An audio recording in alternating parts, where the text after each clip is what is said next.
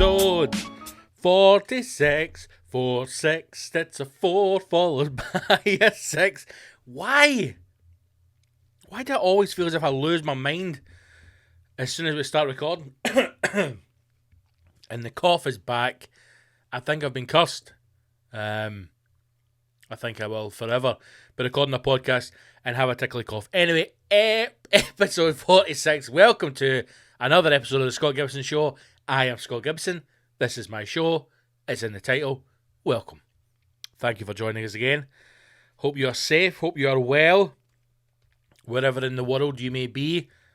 Whether it be in the fires of San Francisco, which we shall be discussing momentarily, or here in Old Blighty.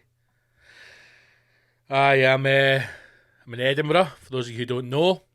A city which is defiant in the face of Nicola Sturgeon and her attempts to save us all from COVID-19. Glasgow. So I was in Glasgow last week, at the end of last week. Excuse me. It's the first time I've been back in Glasgow for maybe 2 months. I think it was the last time I was through there to see the parental unit, Mama Bear. And I have to say, it was depressing is probably the right word. Incredibly depressing. I drove through the city and I drove round, because I've not been in Glasgow for a while, right? I drove around the city for a bit. I went through the West End, came back up through city centre, went down Kilmarnock Road, travelled through the south side, and then went on to Renfrew. And I've got to say, man, it was depressing to see Glasgow in the state it was in. It looks dirty. It looks disgusting. The city centre looks like it's been abandoned. Like almost I Am Legend. You know, like give it another couple of weeks, another couple of months, and nature will consume the city. It just looks dirty. Now, Glasgow's always been, you know, compared to Edinburgh, even Dundee. Dundee's a very clean city, but compared to Dundee, Aberdeen, right, the big four, Glasgow's always been that kind of constant grey sky, you know, dark, kind of grimy. It's always had that feel about it, but it just looks a mess, you know. And city centre was quiet. A lot of shops boarded up. A lot of shops for rent or for sale. Places that I'd recognise, restaurants that I'd recognise now empty. And it's a very sad state of affairs, man. And I know, again, I fall into the whole don't think about this stuff, don't worry about it, but I can only compare it to Edinburgh, where I am now. You know, I don't consider Edinburgh my home. I will always think of Glasgow as my home. That's where I, you know, grew up around, in and around Glasgow. That's always the part of the country that you'll gravitate towards and feel like that is where home, if you need somewhere to call home, is. But I can only compare it to where I am now. And the fact that Glasgow in the West is having these further restrictions imposed upon them, but nothing is happening in Edinburgh. And I don't mean like, you know, pubs are... How's the best way to say it? I don't mean like in Edinburgh there's a fear, because there's obviously still a fear of COVID and what's going to happen, but nothing is happening. Every street in Edinburgh is fucking swamped, either with tourists or in the non-tourist bits where I live, with locals. Fucking swamped. I'm talking 4 or 5 deep on a pavement. Try walking down a street in Edinburgh, social distance, avoid people. Fucking forget it, mate. The Royal Mile is as busy as it has been. Now, there will be businesses in Edinburgh who are suffering. There will be people who live in Edinburgh who say that's bullshit. But I am telling you, for a country that is dealing with a global pandemic, that Royal Mile is fucking swamped with tourists. Bars are full. Restaurants are full. Cafes are full. But yet somehow Glasgow has been forced into this lockdown. We've had the extension of live venues. What is today's date? I'm recording this on Tuesday, right? 15th. Yesterday, Monday the 14th, was meant to be the date that live venues reopened in Scotland. Yesterday should have been the date when you could hold gigs indoors again in Scotland. And that was pushed back. It's been pushed back to the 1st of October, where it will be reviewed. Another slap in the face for the arts industry. An industry that is, in my opinion, continued to be abused by people in power. Now, I'm not going to sit here and slate Nicola Sturgeon. I'm not going to slate the SNP, but I do think they have fucked themselves in the arse these last couple of weeks with some of the decisions that they've made. Obviously, the argument is that I'm taking this personally because it's affecting me directly, to pushing these dates. But at the same time, just compare those two cities. Compare them. Glasgow against Edinburgh. Compare them. What is going on in my throat? We've been comparing them for fucking since Scotland began, for God's sake. East versus West. 40 miles of a difference. 40 miles separates the two. 40 miles. That's fuck all.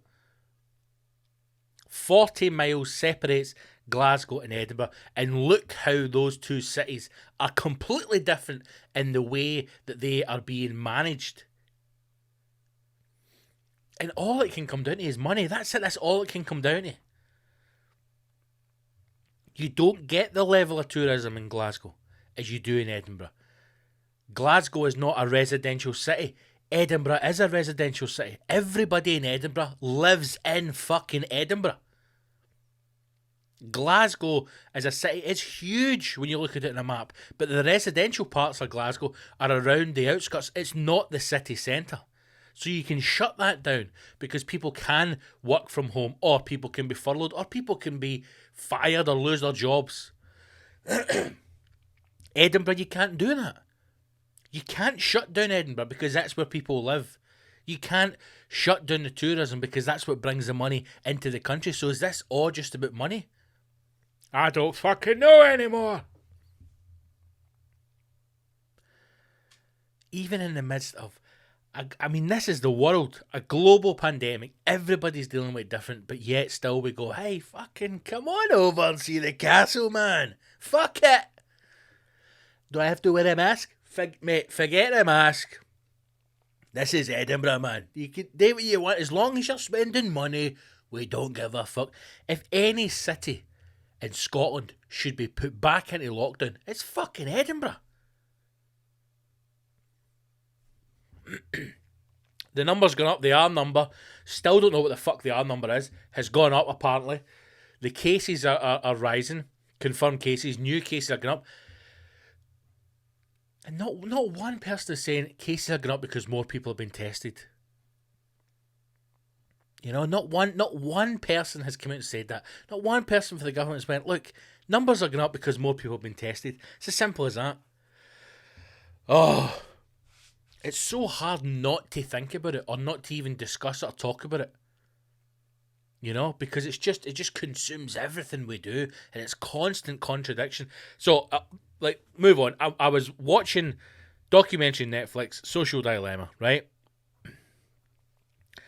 And interestingly, I was thinking about kind of the COVID stuff as well, because before social media, you know, before where we are now, 2020, right? If we maybe look at 4 or 5 years ago, Twitter, for example, was a great source of information, factual information.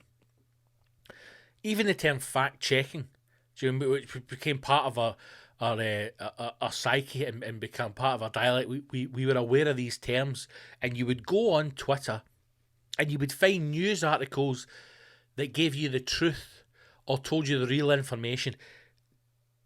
Fast forward to now, 5 years down the line, we're now in a point where there is so much shit being shared around online that literally we know nothing. Even now that we are 7 months into this, I still don't know how COVID-19 started. I still don't know, and neither do you.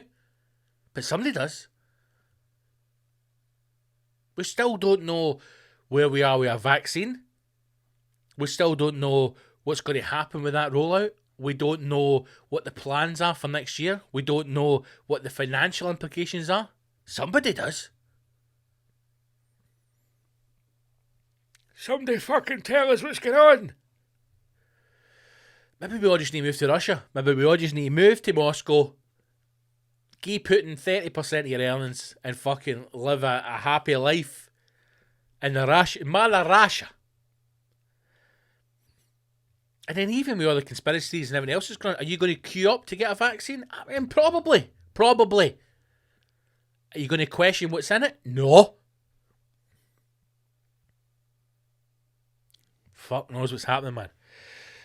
So, Social Dilemma. It's a documentary on Netflix, and it's about social media, right?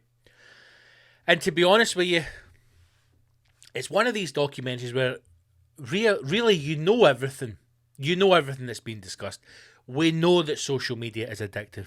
We know that you can become addicted to it. We know that it can change the way that you live your life, the way you interact with people, relationships, form you as a person. We understand that. We know that companies are collating our data. We know that they're selling that data. We really don't understand what data is. We just know, somebody's either they've got your data, Franco. Know what I mean? You need to watch yourself, mate. Every cunt's doing it. They've all got your data. And then they're selling your data. And then Elon Musk is like putting all that data into the ground and like building tunnels with it. And then you just got to think about your data, you know what I mean? Because I used to think data was that guy on fucking Star Trek with a mad face and that, know what I mean? But your data, see every time you're on your phone, it's like fucking, here's my data, know what I mean? Nobody knows what it is.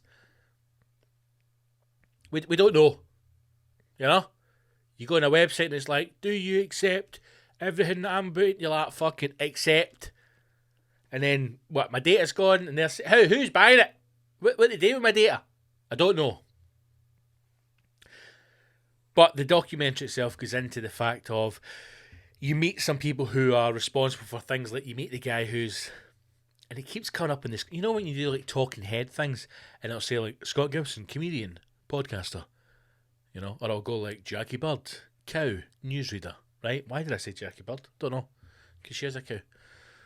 So this guy's, he keeps talking and it comes up underneath creator of the like button. And you're like, oh, God. What a claim to fame. And the thing is, almost every single one of these guys, and it's a lot of guys in it, they just look like they're a bunch of fucking dicks. They look like a wee bunch of dicks that would be like in a house party, you know, getting drunk on like £2,000 bottles of champagne or wine, even though it tastes disgusting, but they think it's cool because they can spend that kind of money. That's what all these wee guys look like. Yeah, I'm actually the guy who invented the like button. Go take a fuck to yourself, mate. So the documentary has people who work for these social media companies, also including Google, and they tell you about how, you know, disruptive it can be for your life, and it can talk to you about what it can do, and they have different people on discussing ways in which they've set up social media and social networking so that it does hold your attention, and how it gives you that dopamine hit. Again, another term that 10 years ago we would never have known. You know, somebody come up to the street and went, you want a dopamine hit? Mate, I don't touch that gear. I've been clean for 4 years. So they talk about Instagram, for example, when you have to scroll, you know, you drag the page down and you can see the wheel turning, and it's giving you that feeling of excitement, almost like gambling, like a one-arm bandit, like a puggy machine. When you pull it and it spins and it's that excitement, that's the same feeling and the same user experience that they wanted to create with Instagram. You know, and when you start to kind of take a step back from that and realise yourself that there has been times when, you know, you've went to refresh and, for example, say cannot refresh, and you panic, and there is a feeling of anticipation as what am I going to see, what's going to interact, or your phone goes off with a notification, and there's a feeling of euphoria, you know, you get that dopamine hit, or you put out a tweet or a post and it gets thousands of likes and retweets, and it gives you that that feeling. You know, we've all had that feeling. You might not be able to express it or fully explain it, but we understand what that feeling is. And it is addictive, and that is why these companies create these things. Social media is not, like they're saying, it's not a tool for you to share pictures with someone, you know, or to tell your wee stories. It's for two things. It's a chance for you to be the fucking star of your own movie, right? It's a chance for everybody to have their 5 minutes of fame and hold court and be in a position of power, if that's what you want. You know, it's social media is a way for you to have everything that you don't have in your normal life. You know, and you can create this world for yourself, but then it drags you in and you become addicted to it. And the worrying aspect of that is the rise in suicide rates in young people, the rise in anxiety in young people, the fact that young people are not having what we would class as normal relationships anymore, so they're not going on dates, they're not having sex, you know, they're not having as much sex with each other, which is mental to think that everybody bangs on and about, oh, everything's so sexual, and it's just every time I turn it, knowing sex, bloody sex. Young people aren't having fucking sex. You know, they're at home fucking sticking their dick in a plug or something, or wanking into a sock full of jelly. I don't know what they're doing.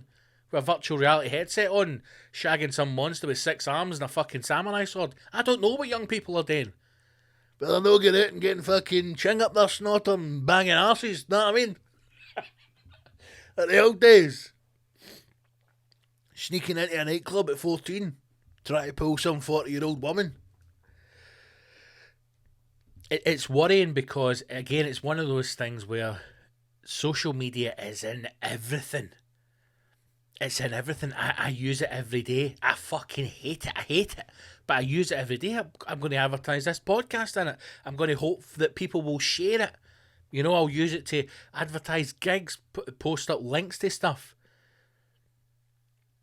How else would you do it? Listen, I would love it if we could go back to a time without social media. I would love that. Fully on board for that. You know? Do like a mailing list or something and have everything come out in your mailing list once a week. Have quality journalism again. You know, not have to post everything online, not have to have that feeling of constantly need to be visible online. I would fucking love that.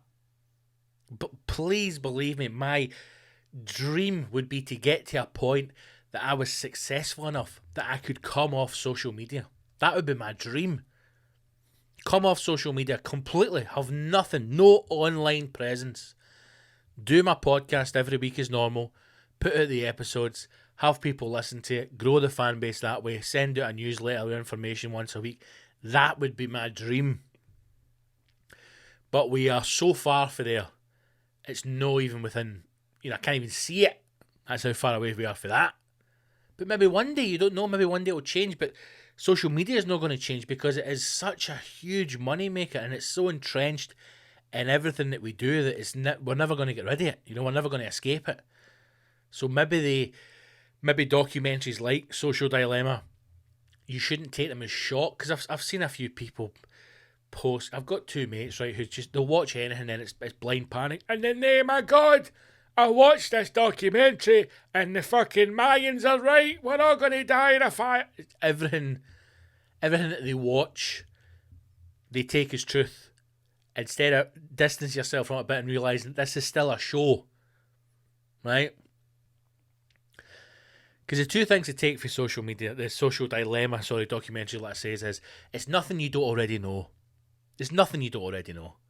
You know it's addictive. You know it's designed to hook you. You know it's designed to draw you in. There's nothing you don't already know. But maybe the point of it is for us to be a bit more aware of it. To be a bit more aware of it. To start to look at things on our phone, like screen time, for example. How long are we spending on our phones? I was disgusted to see how long I'm spending on my phone. Disgusted. So to take from that, I know that I have to spend less time on my phone, less time on social media, less time playing games, more time living in the real world, interacting with people, even working, you know, doing projects, writing. Do more writing, not just stand up, but the other little thing that I'm trying to get off the ground as well, writing more stories, doing more stuff. That's what I'm going to take from it.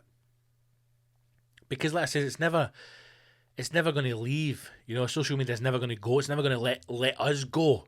There was an interesting quote, and I've written it down, and this was from the guy who was responsible. He worked for Google, and he had did this internal I don't know, document, I suppose you would call it, that he sent out to everybody within Google, and like it blew up and went crazy, right? And the head of Google had heard about this in 4 different meetings, this presentation that was being passed around, and then 4 days later it was gone, nothing happened, and it was shut down. That was it. And his whole thing was about, are we not looking at the addictive nature of I want to say it was email or I want to say that, are we not looking at the addictiveness, or how people can become addicted to this, how it can affect their mental health? Are we not looking at that? And people are like, that's not your job, what the fuck are you talking about? But the other interesting thing about the documentary is that everybody who you meet, or who you're introduced to as like these social warriors, are going, I remember it once when I worked for fucking Twitter, I was like, here, listen, see all this stuff, cunts are getting pure addicted, man, and this isn't right, and I'm fucking out of here. Every single person you hear has got the same fucking bullshit story.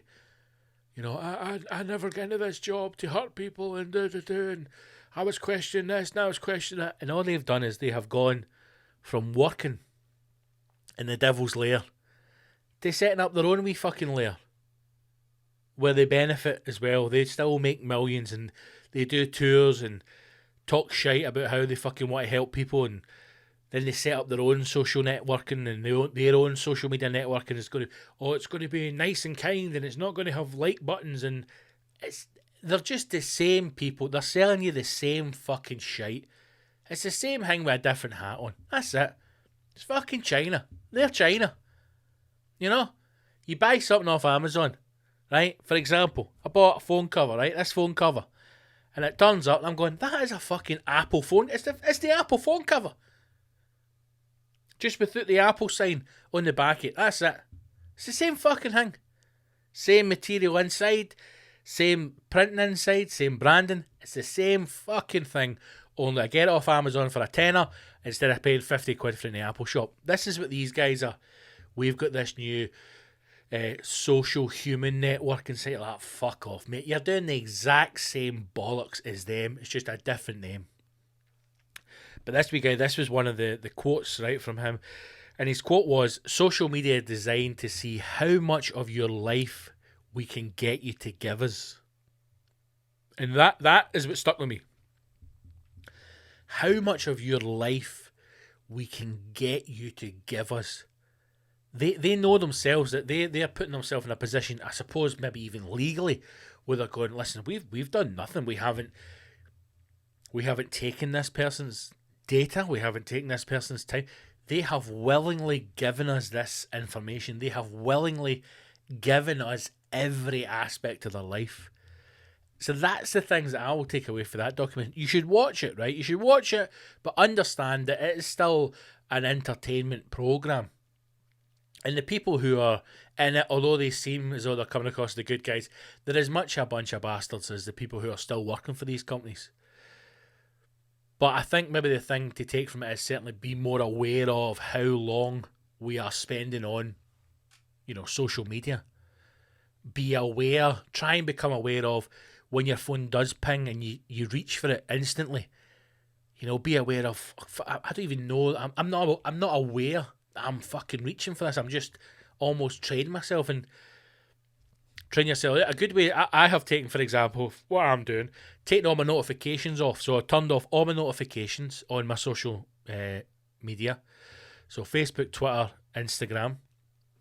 Turned off the notifications. So now if I get a tweet or I get a post or whatever, I don't see it on my phone. It doesn't make a noise.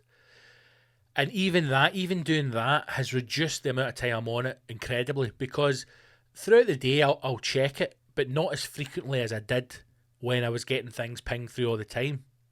So that's certainly one way. There are ways in which you can do it.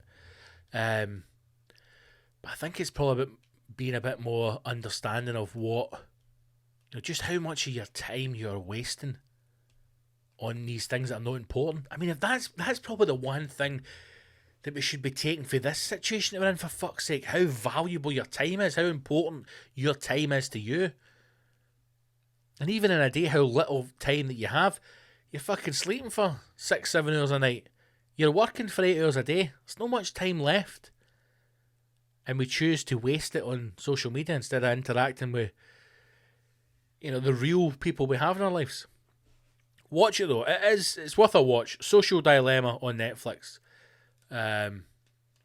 See what you think, man. Get in touch. Fucking tweet me. Send me an Instagram, man. It's interesting that as soon as you watch this stuff, you go straight on social media going, have you seen this fucking thing about it, man?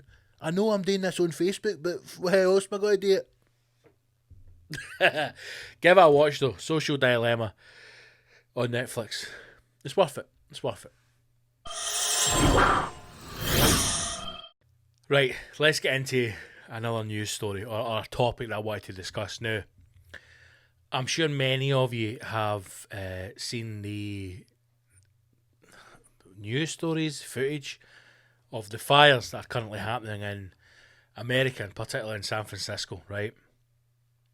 And when I first saw them, I just assumed they were wildfires and the world's fucked, basically. It's just another thing. Now, there's nothing that can happen now. We are going genuine shock. Like, you're seeing images of full, so there's a trailer park, right? Like, I suppose what we call a caravan park. Would we call it a caravan park? Mobile homes or, anyway, trailer park, right? You know what it is. On fire. And I saw this in a news story that was on, like, CNN, I think it was. And there was no shock whatsoever. I mean, the fact that we are now bombarded with these images and it doesn't even move us shows you how detached we are from the fucking real world. Watching a video of people's houses, everything they have, burned to the fucking ground, and you're just watching it going, Jesus, fuck's sake. That's mental, man. It's fires, man, eh? It's fucking... Can't stop fire, man. It's like water. Oddly they two can stop each other, but on their own, you can't stop a fire, man. You can't stop, man. It's fucking world's mental. And I just assumed it was wildfires, and then I started to look at it a little bit more, and then I read a few articles, right? And what I never knew is, I mean, I shouldn't be laughing because it's no funny, but how this wildfire started, right? And you may already be aware of this, but it started with a gender reveal party. I mean, you literally could not fucking make this up. It could only be in America, right? That could only happen in America. And for the level of destruction that it has caused, these people should be fucking put against a wall and shot. This should be a message to everyone else. Don't be a fucking idiot. Put the two of them against a wall and fucking bolt gun the bastards. Let me read this for you, right? This is an article for the New York Times. Oh, check us. It's talking you through different questions that have been asked and giving you the information regarding to the fires in San Francisco, right? So the headline for this section is, how did the wildfire start? Most of the fires in California are caused by people.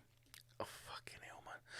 The El Dorado fire, which is a classic bottle of wine for all you alkies out there. two bottles of El Dorado, please, my man. The El Dorado fire, which has grown to more than 10,000 acres. Let's think about that for a minute. A fire which has grown, starts off as a wee fire, has grown to 10,000 acres. The El Dorado fire, which has grown to more than 10,000 acres, was ignited when a family used a pyrotechnic device to announce the gender of a new baby. Fucking arseholes. Just kill them. And I know you're going, that's a very dramatic and extreme response. How else can you explain to people the world that you live in, the planet that you are on right now, as you listen to this podcast, as you listen to my voice, the planet you are on is fucking dying. It is dying. And there are people who are trying to kill it faster. That there's no consequences anymore. These two fuck nuggets have had a gender reveal party. Nobody gives a fuck. Nobody cares. This again, it's all the Americanized. We've got to do a party and we've got to have a gender. Nobody gives a fuck. Do you know what a gender reveal should be? The phone should ring. You go, hello? Yep, speaking. Hi. It's the nurse saying, what are we having? Thanks very much. Cheers, all the best. We're having a wee boy. That's a gender reveal party. And then you go and tell everybody. You don't stand at the back with all your friends and family and a fucking camera crew and somebody on pictures with a fucking drone plane and then set off a balloon, you know, or exploding glitter in different colours. Or that the arseholes that got the fucking hotel in Dubai light up. It's a boy! Bang! A gender reveal party, pyrotechnics, and they've started a fire that has spread to 10,000 acres. Get them in the fucking jail. Many others are caused by more mundane human actions like driving a car that sends soot into dry vegetation, as was the case with the Apple fire in Southern California this year. Still others have been caused by power transmission lines or other utility equipment, which may spark and ignite fires in remote areas. Pacific gas and electric equipment caused by the deadly campfire in 2018. In Oregon, the Statesman Journal reported that the fires in the Santin Canyon area were ignited when falling trees knocked down power lines. But sometimes natural phenomena are to blame. Igniting fires in unavoidable ways. Unusual dry lightning storms sparked some of the biggest blazes in America. While it often takes investigators until long after the fires have been extinguished to determine the cause, this year's officials have had to counter false social media rumours and misinformation that the blazes were set by anti-fascist activists. Again, another fucking great thing about America. It's the fascists. It's the fascists setting fires. No, mate, it's some dick having a gender reveal party. We're not seeing any indications of a mass political influenced arson campaign, said Joy Kranchnik, a spokeswoman with the Oregon Department of Forestry. Once the fires get started, fierce winds have blown them out of control up and down the west coast. The fact that this has been started by a gender reveal party is absolutely fucking insane. I mean, look at this picture, right? Look at this picture, man. This is a fireman. Now, this isn't a movie. This isn't a Hollywood set. This is fucking real life. Literally a blaze, a wall of fire behind this man. And he is walking in there with a chainsaw to try and cut down trees that are ablaze so that he can somehow get control of the fire. And this has been caused by a fucking gender reveal. This is insane, man. This is insane. Now, I'm going to show you a wee video now, and if you're listening to this, then get on YouTube and watch the video. You've probably all seen this, and if you haven't, watch it. Obviously, I'm kind of play it with the music because we'll get fucking shut down, man. But this is it. This is drone footage of the fires in San Francisco themselves. And someone has taken the footage and they have put the music to Blade Runner over the top of it. And when you listen to it with the music, it's the most fucked up thing you're going to see, because this video is not altered in any way. There's not a filter on it. It's not been edited in any way. This is the real footage from the drone over San Francisco. And what's happened is the whole sky, the complete sky is orange, a deep orange colour. It looks like the apocalypse, man. It looks like the end of the earth. It looks like a colony on Mars. That's what it looks like. And the eerie thing about it is this is midday. This is during the day. You know, this isn't 2, 3 in the morning, 10 o'clock at night. This is 11:30 in the afternoon. This is midday. And the fires up that coast, the way that the smoke and the soot and everything is burning down the coast and being brought in, this is the effect that it's having in San Francisco. And it is unbelievable to see. So, watch this video. I mean, just look at that. That is... Here's the really odd thing about it. it is terrifying and strangely beautiful at the same time. I mean, it looks like Mordor in the background, but there's something beautiful about it. I don't know if it's such a harsh contrast from what normal reality would be, but it does. It looks like something that some futuristic horror film, space age thing, and that is all the result of two fucking idiots having a gender reveal party. A firework that has gone off, gone astray, and then spread to 10,000 acres. And the impact of that fire can be felt in San Francisco, turning the sky orange. It is fucking mental, man. Mental. And if you've not seen that, get on YouTube and watch it. It's on the BBC website as well. It's an unbelievable bit of footage, man. God knows what's going to happen over there. It feels as if, I mean, it feels like America's on fire constantly, but it's just, we've said this before, it's just too big a country to manage. You know, each state itself is a country. And it almost feels as if Trump and what you would class as the kind of political rulers are detaching themselves from the day-to-day running because they're moving towards elections in, 2 months' time? Imagine coming out your house. Imagine coming out your house in the morning to go walk the dog or something like that, and you just open the door and the whole sky is orange. Again, a year ago, you'd maybe come and go, in the name of God, Sandra, am I fucking tripping? But now, if I go out of bed in the morning, walked in the living room, went out onto the balcony, and the whole sky above Edinburgh was blood orange, you know, and there's a weird kind of soot in the air, like you can taste it, the air feels thick, you know, you kind of get soot in your clothes. Would not fucking surprise me. I just be like, oh, another day in COVID. Bring it on. Unbelievable, man. Banned gender reveal party. If you have a gender reveal party, what should happen is, as soon as the balloon goes off and it's pink or it's fucking blue or whatever it is, a SWAT team should sweep in and the two are taken away, never seen again. Your family maybe get like a couple of toes or a hand in the post, just to let them know that wherever you are, you're experiencing extreme torture. That's what should happen to you. Either have a fucking wane, wait till it comes out, and then say, what is it, by the way? There's your gender reveal. Or just say to the nurse, dick or a fanny? It's a fanny. Hey-oh. That's it. None of this, let's rent a hotel. Why are they even out in the fucking wilderness as well? Let's go and set our fireworks and start a fucking blaze. It covers fucking half the West Coast. Absolute fucking idiots. Idiots, the pair of them. And see if you're having a gender reveal party. You're a fucking dick. Right? I said it. You're an absolute dick. There are some things that come from America you should leave because we're better than that, right? We are better than that. Stop having gender reveal parties. Right, let's do a couple of questions, shall we? As always, got some amazing questions in for the rascals on Patreon, the Patreonis.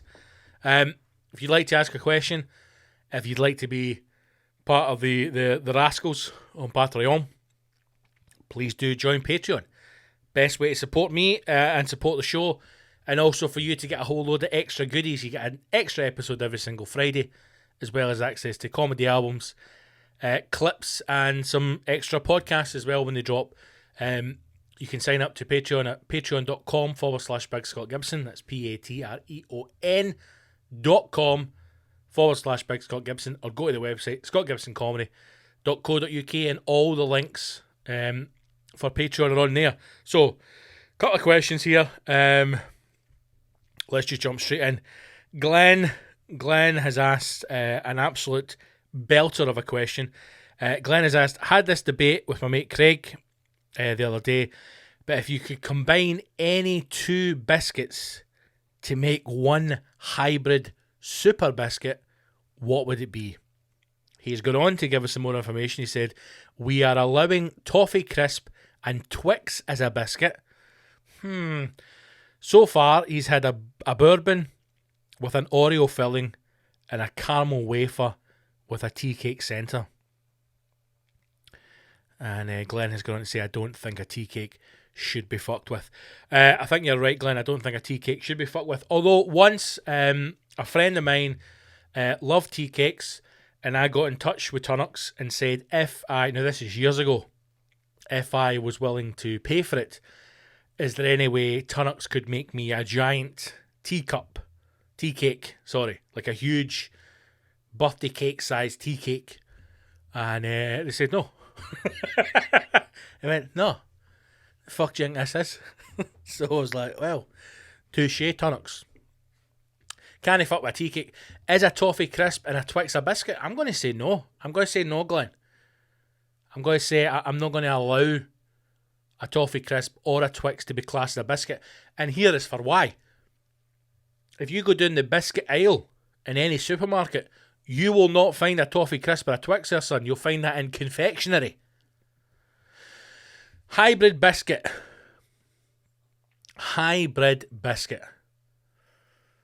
Biscuits that I enjoy. Let's go down that road, right? And then it'll maybe give us something that we can think of here.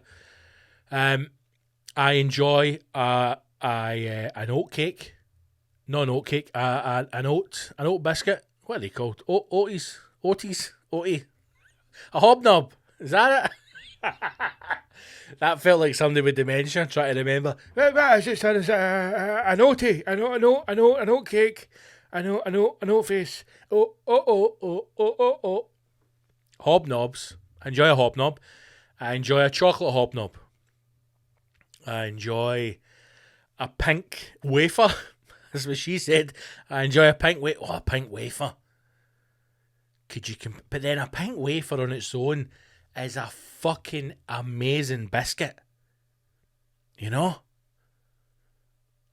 Could you do anything different? You wouldn't want to put chocolate on a pink wafer, for example. It's going to destroy that pink wafer flavour. You could maybe have a couple of pink wafers with a filling inside it, but even then you're deviating away from the original taste of a pink flavour. A pink wafer, never mind flavour. I'm going to go with this, right? I'm going to go with this. Here's my ultimate hybrid biscuit, right? I'm going to take, I think they're called Smileys. It's effectively, in fact, no, I'm backing off. I tell you what I'm going to do. Is it a Viennese swirl? Is that what it's called? A Viennese swirl. Swirl! And it's got a kind of cream and jam centre, right? Take that centre out of there. Okay? Take that centre out of there and put that centre in between two digestive biscuits. That's my hybrid. But then as I'm saying that now, I'm thinking an Empire biscuit is the god of biscuits, right? I mean, it's the head of the empire, for fuck's sake. It's an Empire biscuit, right? Now, if you could make an Empire biscuit out of the biscuity bit of a Viennese swirl, so you get two Viennese swirl type biscuits with that jam and cream and then icing sugar on it and a jelly top. Fuck me. But then is Millionaire's Shortbread, is that a biscuit? Because if that's a biscuit, what a fucking biscuit. You know, listen, this could be the big biscuit debate. Biscuits are a tough one, man. How many times we got to say biscuit in this podcast? You know, when somebody asks you that, what make the ultimate hybrid biscuit, you're like, fucking, here we go, strap in. But it's a difficult one, man, you know? Again, depending on what your emotions are, depending on what you're feeling that day, could sway a hybrid biscuit, you know? What if you took an Empire biscuit, but instead of having jam in the middle, you had that toffee stuff for a Millionaire's shortcake? Oh my god! It's a tough one. But if I'm gonna pick one now, I'm gonna say keeping it biscuit, keeping it old school. I'm going to go with the smiley faces, that filling, the cream and the jam, inside two digestive biscuits. That's what I'm going for. That's what I'm going for. Bare fuck it, I said it. Stick with that. Good question though, mate. Good question, Glenn. And Glenn asked that question because he's a rascal. He's a Patreon. And you too can become a Patreon. Patreon.com/Big Scott Gibson. Right, next question. See, now I'm just thinking about biscuits. I'm actually thinking about Millionaire Shortbread or Shortcake, whatever you call it. Because they've got one in the Co-op, pack of 4, and it's got white chocolate on the top. And oh my fucking God, what a biscuit! Right, let's move on. Simon. Simon has asked... Simon also should say, not only a Patreonie, the first ever Patreonie. That's how much of a legend Simon is. And we'll never forget that, Simon. Very first man in the door. The bold Simon. He's asked, what's the best sauce you make? Daddy sauce. I'm all for the classics. My bechamel and hollandaise are dynamite, if I don't say so myself. Great question, Simon. Sauces. I'm just going to Google this very quickly, since I mean another good thing about sitting next to the computer.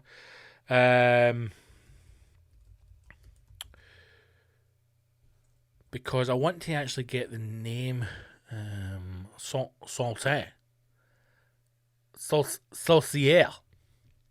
No, I thought it was going to be something fancy.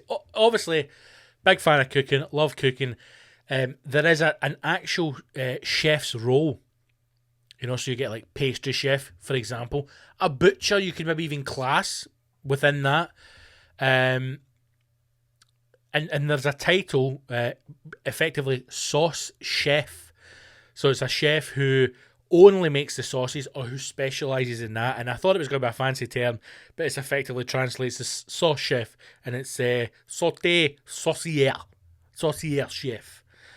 Now, there is another documentary which I don't know if it's still on Netflix, and I can't remember the name. This isn't going to help you.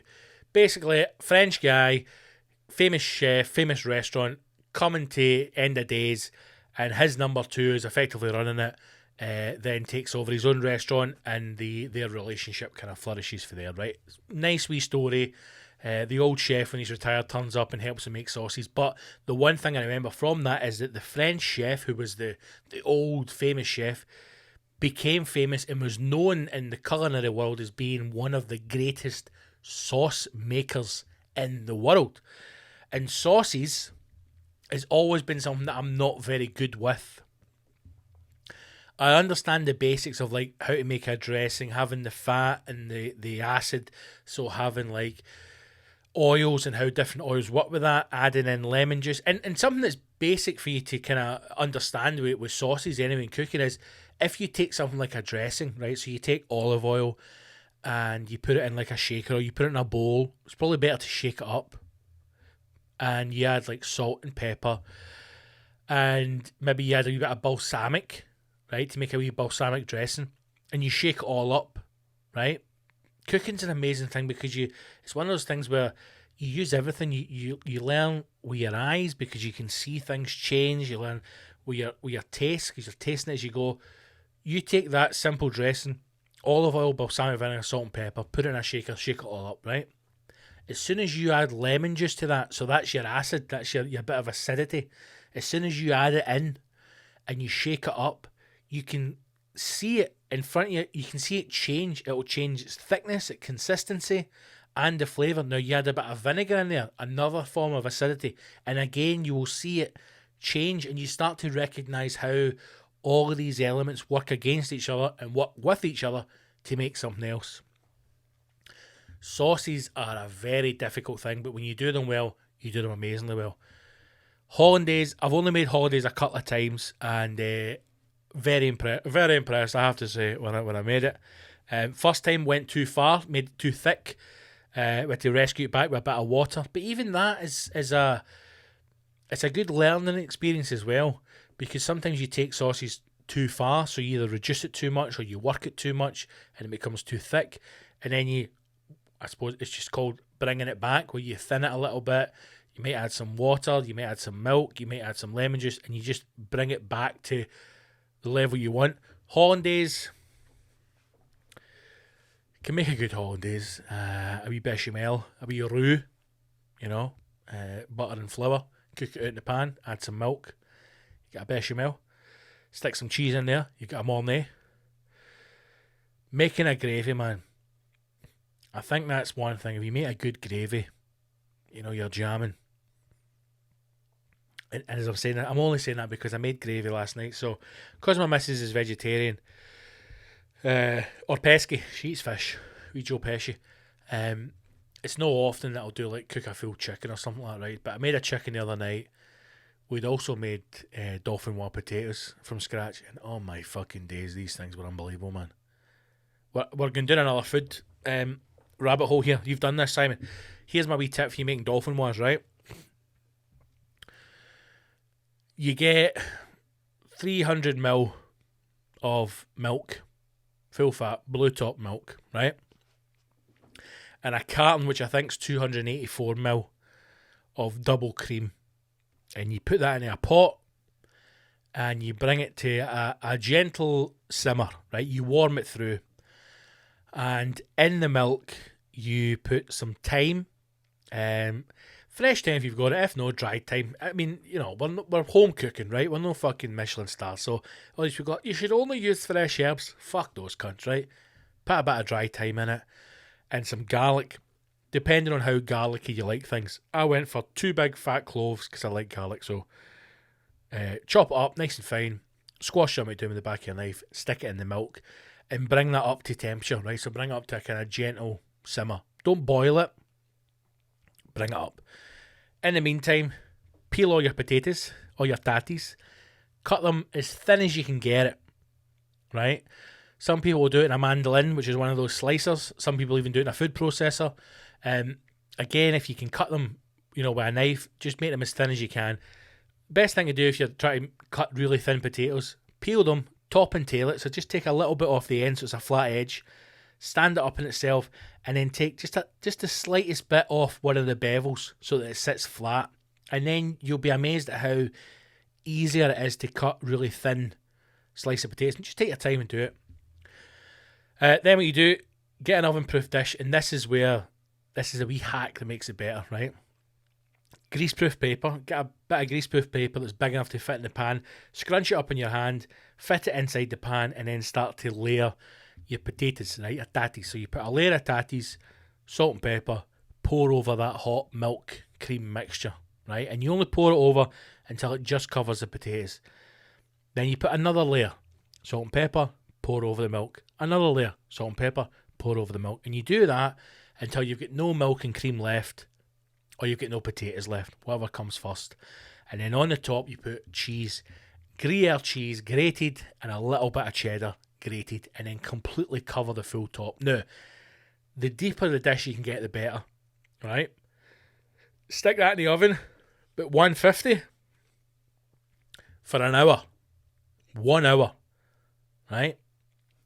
Take it out of the oven, let it go cold, stick it in the fridge, and then next day, or whenever you want to eat it, bring it out, lift it out of the tin with the greaseproof paper, and section it, cut it into portions, and then put that portion back on a baking tray and heat it in the oven, and that will be the greatest dauphinoise potato you have ever eaten in your life.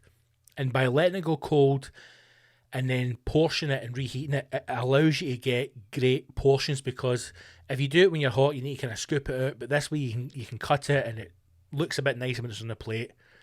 That's my food. We should start like a food section of the podcast, or wee food tips. Simon, not as good at sauces as I would like to be, mate. There is one sauce, in fact, I've got it noted down on my phone. This is how sad I am, where I see recipes and things and I note these down. And I want to make this. Now, I saw this on a show called Worth It, which I watch, which is on Amazon. There's 6 series of it on Amazon. It's a good wee show. It's only 15 minutes, so short episodes.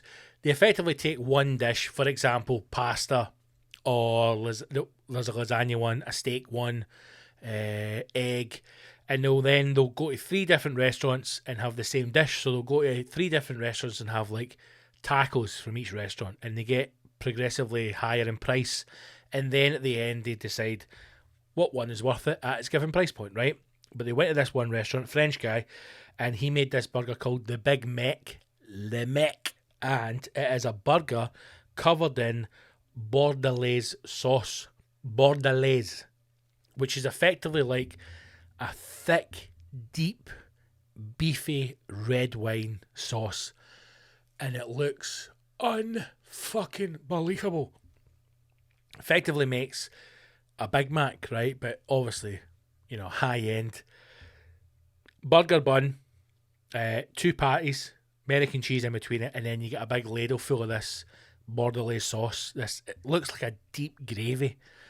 And then they put the bun on top, and that's the burger, right? And it looks unbelievable. But as I was kind of Googling the sauce and watching some YouTube videos, it sounds like the greatest, beefiest gravy you'll ever have in your life. So that's the next one I want to try and make, Bordelaise. If anybody out there wants to try it, fucking give it a go, man. Buy sauces. Good question, Simon, man. Good question. Sauces are often overlooked. Do you mean that's one part of cooking that people just go, I'll make a wee sauce. And you can make easy sauces, a pan sauce, and, you know, you pour some wine in, or, you know, some cream or something, and you scrape all the bits off the bottom of the pan and salt and pepper, and that's fine. But to understand all the different sauces and make them, it's a skill and it's an art form, you know. Thanks for that, Simon. Good question, mate. Thanks to Simon and thanks to Glenn for their questions this week on the podcast. Now I'm hungry again. We do this every fucking time. Now I'm starving.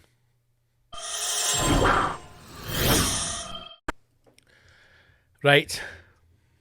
Let's finish off this episode with returning to our favourite news outlet.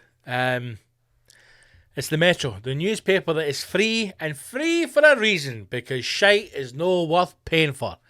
And again, they don't disappoint. They have got some amazing, truly earth-shattering news articles getting to the quick of what is happening, not only in world politics, you know, social affairs, what's happening with COVID, you know.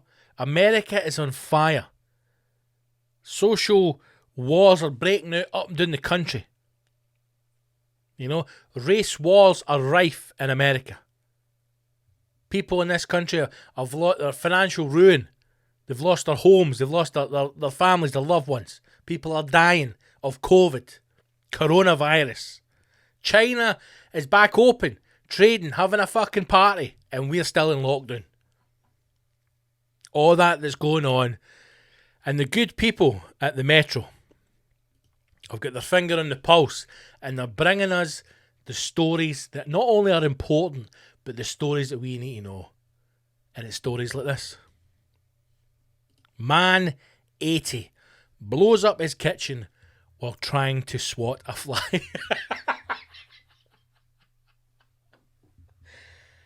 Oh. Man 80 blows up his kitchen while trying to swat a fly. Imagine being on the news desk, if you will, at the Metro. You know? People being murdered in the streets. Police brutality. People in hospitals giving birth. And their partner is unable to be there to experience the birth with them because of extreme lockdown measures.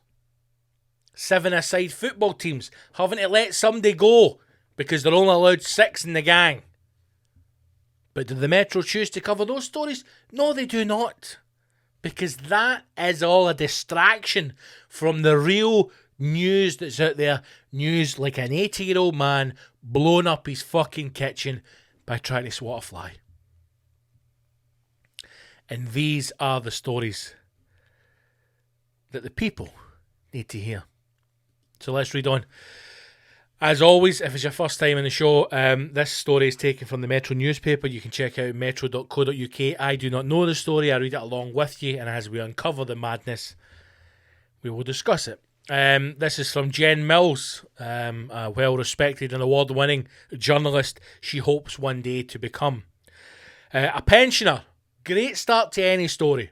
Anything that involves something getting blown up, somebody getting shot, somebody getting killed, if the opening line is a pensioner, you know you're in for an enjoyable read. A pensioner blew up his own kitchen while trying to kill a fly with an electric bug zapper. Ah, yes! Yes! Please tell me he fucking hits like a plug and electrocutes himself.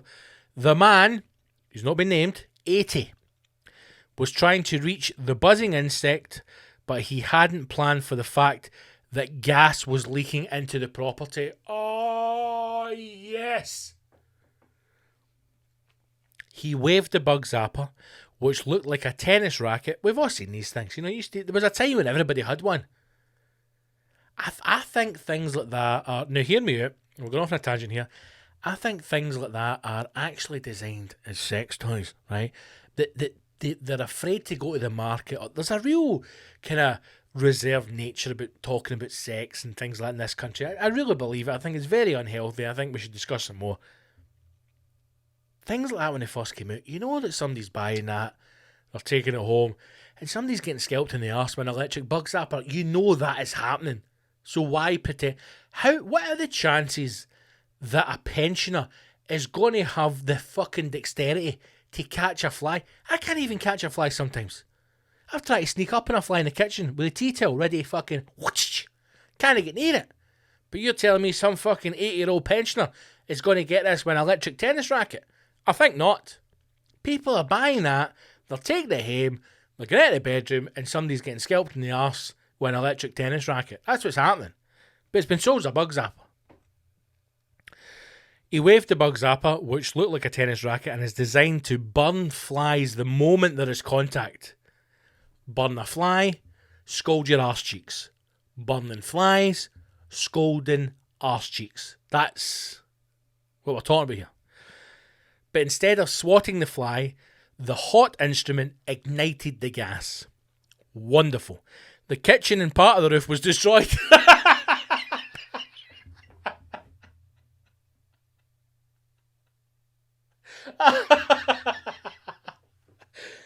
Oh.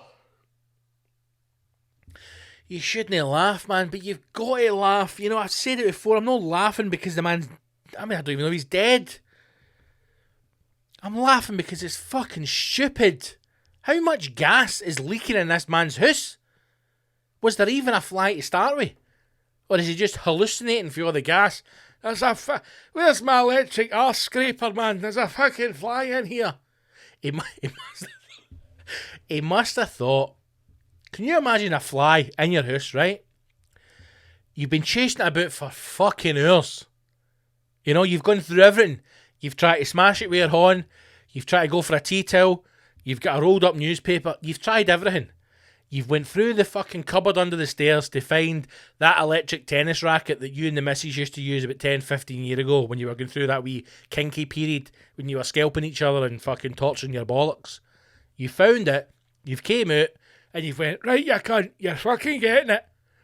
And then you connect with the fly and the fucking explodes. The fucking house blows up. You're going to have to come quick. Something's happened to your papa. Get in the police all there. Right, Mr. McGregor, what seemed to be the problem?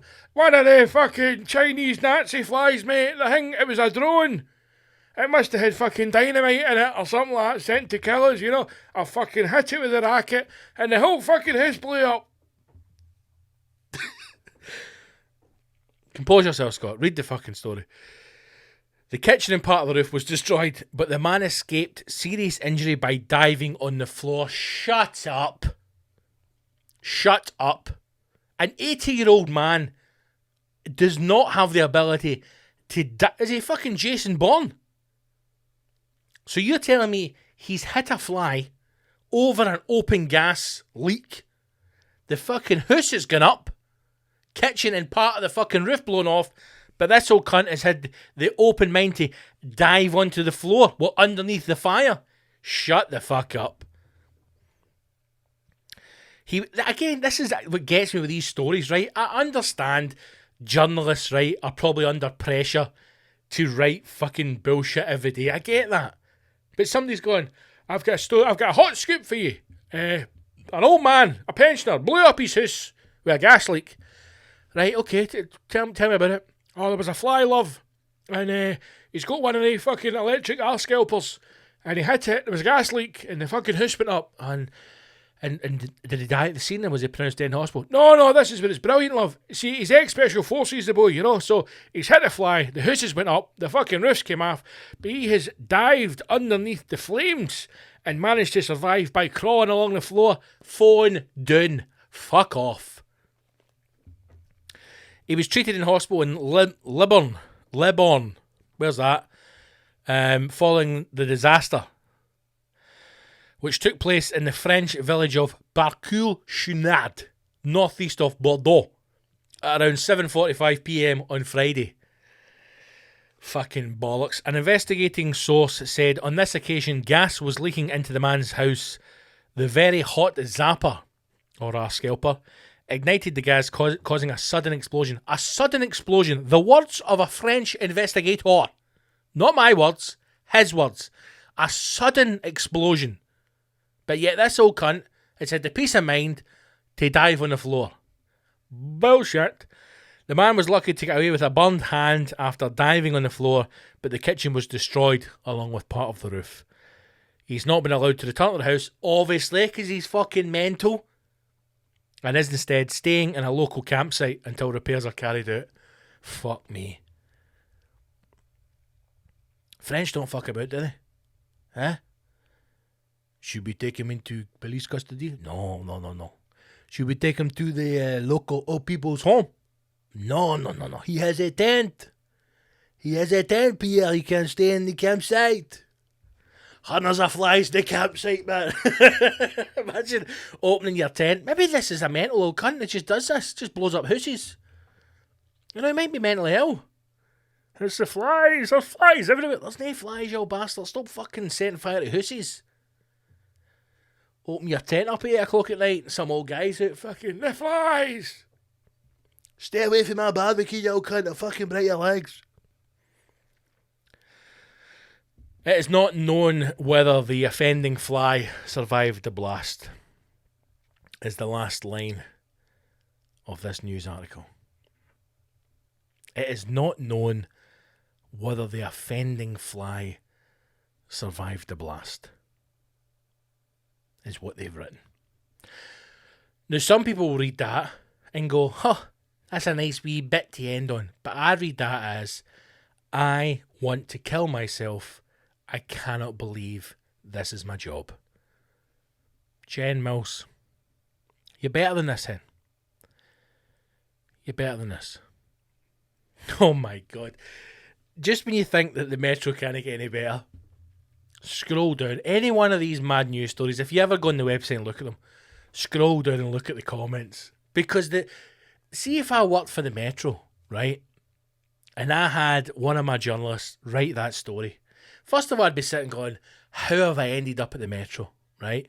But then I run the story and she finishes it with, it is not known whether the fly survived or not. The very first comment on this, I would find this person and give them a job. Because the comment is simple. After that article about a fly swatting gas leak explosion, their comment is simply, Sacre bleu bottle. Sacre bleu bottle.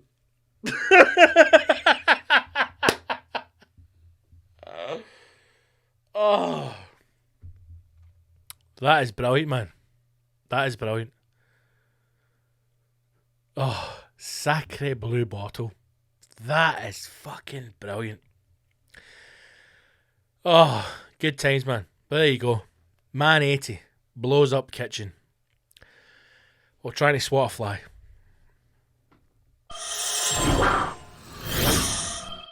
Okay, team, that's us. Before we wrap this one up, a couple of things to say that although, again, just to clarify, the gig on September the 20th has been postponed and it's been moved to the end of October. If you do have tickets for the gig on the 20th of September, your ticket is automatically valid for the new gig. You don't have to do anything, all the information's passed over. So just bring your original ticket with you, and your name will be in the door list anyway, so don't worry about it. We have another gig coming up which is in Oban on October 24th at The View. Cannot wait to get back to Oban. It is always one of my favourite gigs to do in the tour. And we're going to get back up there as soon as we get out of this lockdown. So October 24th, The View in Oban, which is going to be a great night, man. It's going to be a great, great gig. October 25th, the Classic Grand in Glasgow is the new date for the postponed gig on the 20th. If you already got tickets for the 25th as well, don't worry, those tickets are valid. And then finally, November the 6th in Paisley at the Bungalow, a venue that I've never played, a venue that I have been in the past under a different guise when it was a rock venue. And again, cannot wait for that. The last check this morning was that there's 12 tickets left for Paisley on November the 6th. So if you would want to get tickets to any of these gigs, apart from the 25th in Glasgow because it's sold out. So if you want to come to Oban, 24th October, or Paisley on the 6th of November, go to scottgibsoncomedy.co.uk or go to ctickets.com and search Scott Gibson and you'll be able to get tickets for that. Like I said, plenty of tickets left for Oban. It's just gone on sale this week and only a few tickets left for Paisley. So grab those tickets while you can.